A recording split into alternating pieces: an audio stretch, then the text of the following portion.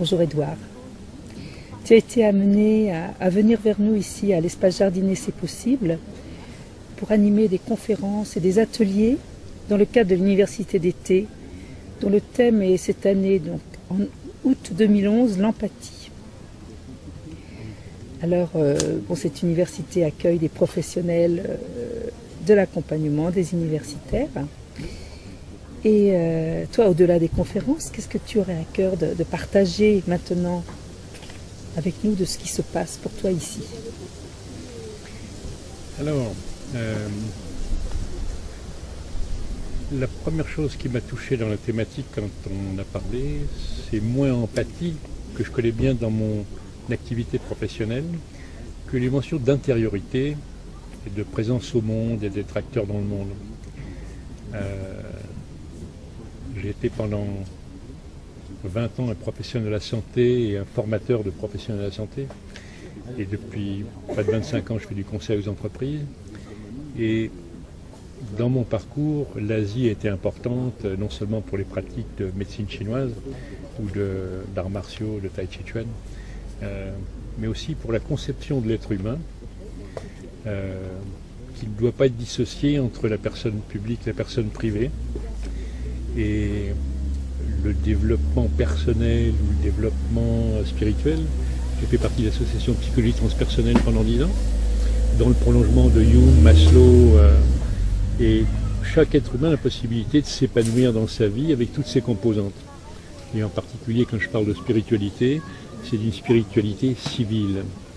Je ne suis pas porteur de croyances religieuses, j'ai beaucoup de respect pour les courants religieux historiques, mais mon observation, c'est que chaque être humain a un potentiel de transformation, de réalisation.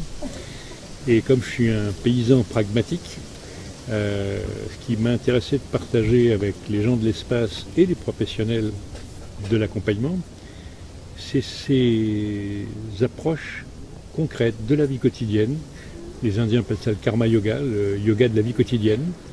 Au lieu de faire des postures de yoga, c'est chaque acte de ma vie quotidienne qui est l'occasion d'être conscient de ce que je fais, d'être lucide, réaliste, et d'en faire une occasion de faire mieux que la fois d'avant.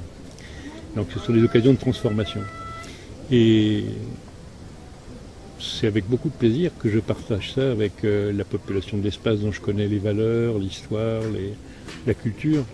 J'étais très proche de Yves et de son frère dans les années 70, début des années 80, de Jacques Donard.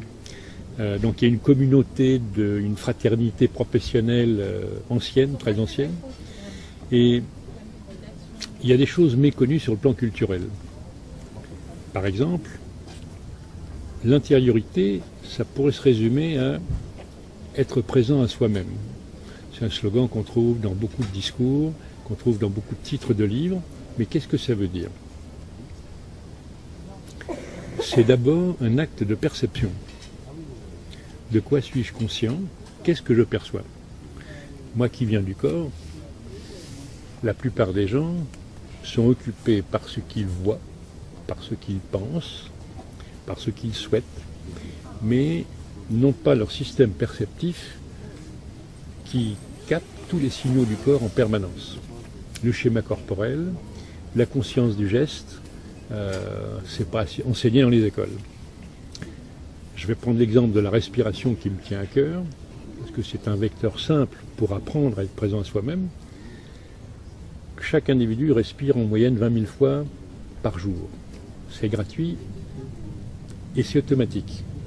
Mais en fait, on sous-utilise notre respiration parce qu'on n'en est pas conscient. On mange 3 fois par jour, mais comme la respiration est gratuite, on ne fait pas attention. Bien des gens sont fatigués et dépressifs parce qu'ils respirent mal, ou sont anxieux. Et donc, quand dans plusieurs courants d'Asie, on invite à être conscient de sa respiration pendant une méditation, pendant le yoga, pendant le tai chi chuan et qigong, c'est en fait pour entraîner l'esprit, qui est un animal rétif, à être plus docile, pour être disponible pour ce qui se passe ici et maintenant. Et donc la concentration, l'attention sans tension, si on la pose sur la respiration pour la rendre consciente, l'organisme se met à vivre mieux. Médicalement, si je suis sous stress préoccupé, soucieux, anxieux, le diamètre de mes artères diminue. C'est une réponse biologique.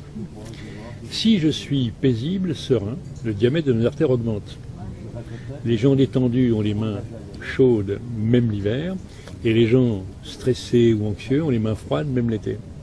Et donc, le premier bénéfice de l'attention à sa respiration, c'est de mieux se porter, c'est d'avoir plus d'énergie.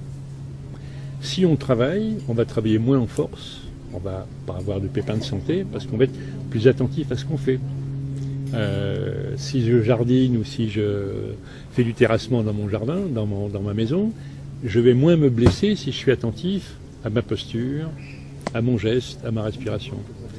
Et ça n'est que la toute première étape. Après, comment je peux devenir conscient de mon corps tout entier, conscient des sentiments qui m'habitent, conscient des pensées qui me traversent. Je suis mes pensées, mes sentiments, mes sensations, mais je suis aussi la conscience que j'ai de mes pensées, de mes sentiments, de mes sensations.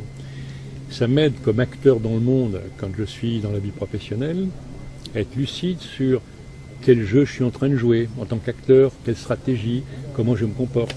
Est-ce que je suis au maximum ou est-ce que j'ai la tête à l'envers, je suis distrait, je suis obsédé par un truc. Et c'est cette qualité de conscience en train de faire qui permet de progresser en permanence, d'être en même temps acteur et spectateur de soi-même. Ce n'est pas une dissociation schizophrénique ou schizoïde, c'est cette attention et ce détachement de je vis ma vie, mais je me regarde la vivre parce que la vie est plus vaste que l'action que je mène. Et du coup, chaque geste de la vie quotidienne est enrichissant. Quand j'enseignais le Tai Chi Chuan, on répète le même mouvement des centaines et des milliers de fois au fil des mois et des années. Et chaque répétition, c'est comme si c'était une création et que c'était la première fois. Si je prends l'exemple de faire l'amour, est-ce que c'est une routine ou est-ce que c'est une rencontre merveilleuse à chaque fois? Tout dépend de l'attention qu'on y porte. C'est vrai pour un massage, puisqu'on fait beaucoup de massages à l'espace. Si celui qui masse ritualise l'espace, se concentre et est dans l'attention à ce qu'il fait, l'énergie qui circule dans son corps est bien plus puissante. Si celui qui reçoit le massage est dans l'attention, sans jugement, en disant « oh là là, il n'est pas bon, il me fait n'importe quoi », au lieu d'être dans le jugement, il accueille ce que l'autre est capable de lui donner, même si c'est un amateur, il va profiter beaucoup plus de cette tranquillisation, de ce partage, de manière magnifique. Pour avoir formé des professionnels, c'est pas si simple de faire comprendre ça à des professionnels qui apprennent des techniques. Le massage suédois, on est local, on pétrit la masse pour la rendre plus fluide, plus souple, et puis on tchatche, on discute, mais souvent superficiellement avec la personne. Il n'y a pas d'écoute, quoi. On n'est pas dans une perception globale de soi et de l'autre, on n'est pas dans une connexion entre deux êtres humains. En communication, si je suis dans une écoute active, mais que je me considère comme différent, parce que moi je suis le thérapeute et l'autre le malade, il n'y aura pas de connexion. Or, les professionnels, les psychothérapeutes les plus anciens, les plus seniors, ont dit à plusieurs reprises, ce qui est thérapeutique, c'est la relation.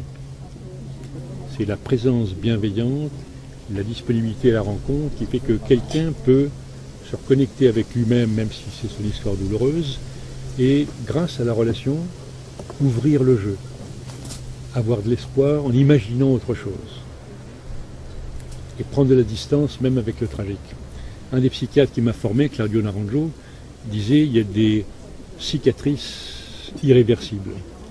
Et même si on a des épisodes douloureux, on peut continuer à vivre de manière riche et intense par d'autres aspects de l'existence si on ne répète pas le scénario.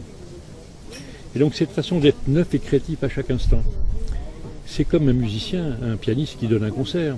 Il a joué 500 fois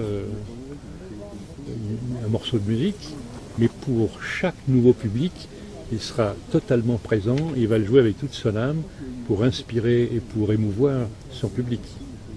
Donc de l'intériorité à l'environnement en fait. Eh bien, il n'y a pas un moment pour s'intérioriser et un moment pour être dans le feu de l'action.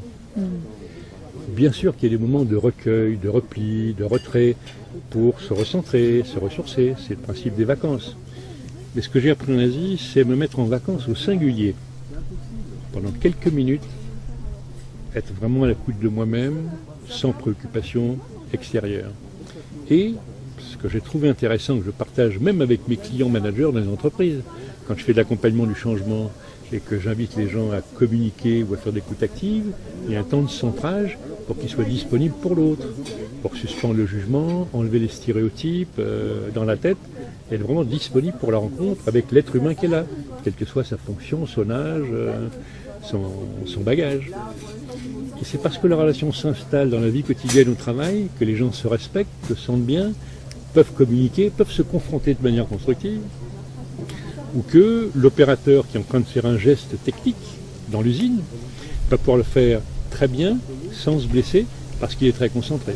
Alors justement, par rapport à l'opérateur en usine, oui. Tu parlais de la respiration, mais je suppose que la conscience de chaque articulation pourrait être aussi un facilitateur de détente et de récupération. Alors, je vais parler de conscience globale du geste, oui, pour être dans l'économie du geste.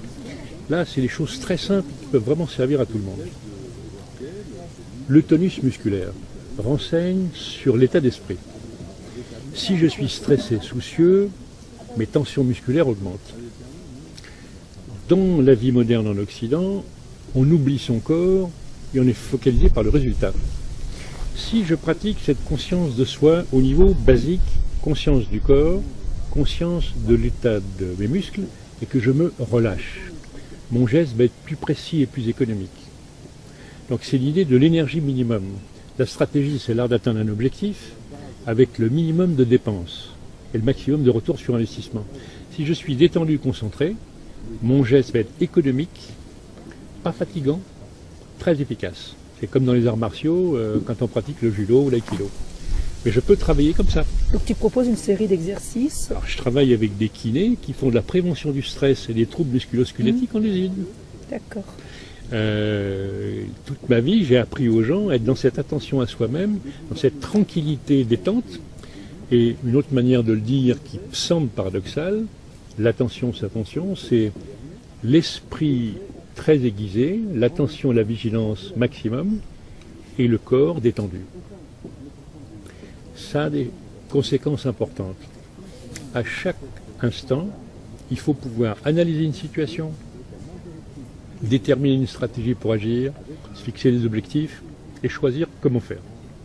Et de temps en temps, il y a des revirements, il faut s'adapter. Il y a des changements qu'on n'avait pas prévus. Et ce travail peut être beaucoup plus rapide si on est vigilant, attentif et qu'on est en façon de capter la situation, capter les jeux d'acteurs autour de soi et faire des choix, faire le bon choix. En Asie, on dit l'attitude juste, quand quelqu'un est centré, entraîne la pensée juste, le sentiment juste, l'action juste.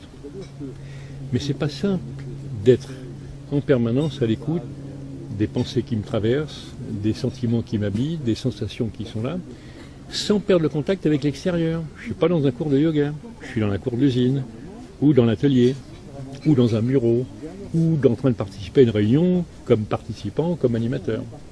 Est-ce que je peux maintenir ça dans la vie de tous les jours? C'est possible. Un conseil que je donne à plein de managers, c'est, à défaut de faire de la relaxation de temps en temps avec un pro, observez votre respiration comme marcher dans les couloirs, entre le parking et le bureau. En pratiquant 10-15 minutes de ci, de là tous les jours, on peut de plus en plus être conscient de sa respiration en permanence pour gérer ses variations émotionnelles, ses coups de chauffe. Il faudrait un gong dans tous les couloirs alors? Non. C'est la responsabilité de chacun de vivre pas à côté de ses pompes, mais bien installé dans son espace. Donc pas de maître, d'assumer. Soi-même étant son maître. Oh, c'est l'école de la vigilance, Karma Yoga, de la vigilance permanente. Il n'y a pas un temps on peut toujours à nouveau approfondir dans des moments privilégiés, mais plus je le pratique dans la vie quotidienne, plus ça me rapporte en termes de détente, bien-être, joie de vivre, efficacité.